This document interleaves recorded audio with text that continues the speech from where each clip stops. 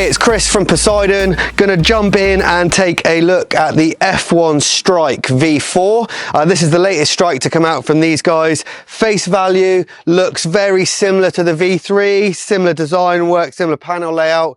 In a practical sense, using it, it's a whole different beast. It feels absolutely amazing to ride. So they're using their high-tech, very rigid Dacron style material on the leading edge, which is using it two different grades, like a thicker, stiffer material in this T section here in the strut, and then a little bit more flexy and lighter weight on the tips. It feels very, very rigid. The framework of this wing is very, very tight. In comparison to the V3, which I'll come back to, it's a lot lighter in the tips, and that lighter weight Dacron style material they've got here and the new shape of it means that it's a lot looser and lighter and softer on those wingtips. They've got a whole new handle system now for this year on the V4, which is a changeable system which bases around this webbing. They come as stock, as standard, with a similar sort of handle to they've had for the last few years, which is a soft handle. It's still fairly rigid, fairly stiff, but ultimately there's a lot of flex in it.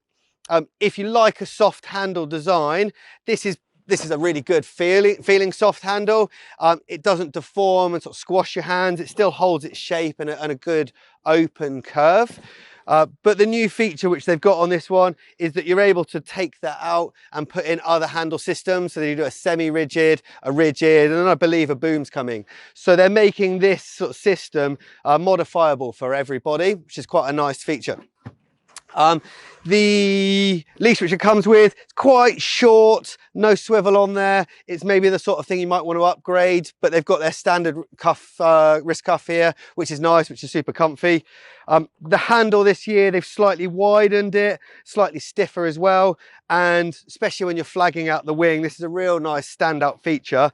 A lot of wings on the market, they make these quite small to make them stiff, and there's almost not enough space to put two hands in if you're swapping it behind your back.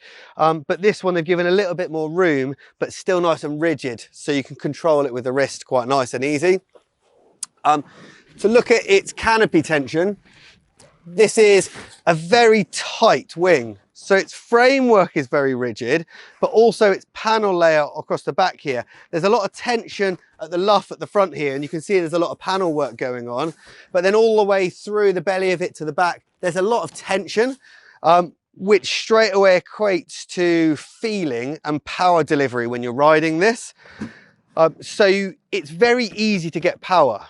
And that's one of the biggest changes with this wing to the V3. And I know the V3 had a lot of criticism in the market that it was quite hard to find its power. And once you had its speed up, it created a lot of apparent wind. It was very rigid, it was very stiff, and it felt powerful, but it was almost hard to find its power. What they've done on the V4 is they've really filled it out, and it's very, very easy to get going. So they've gone full the opposite end of the spectrum. And this wing just makes all sorts of riding styles a joy.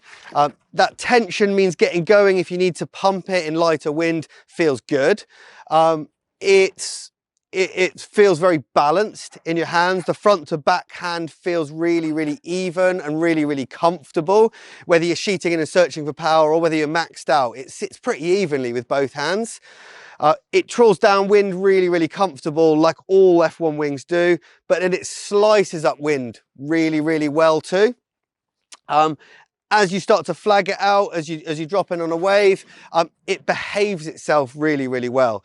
So generally a lot of tension in the canopy here is going to give you a lot of feeling, but sometimes it means if it catches a gust of wind for the wrong side or a wingtip hits, it can flip it over.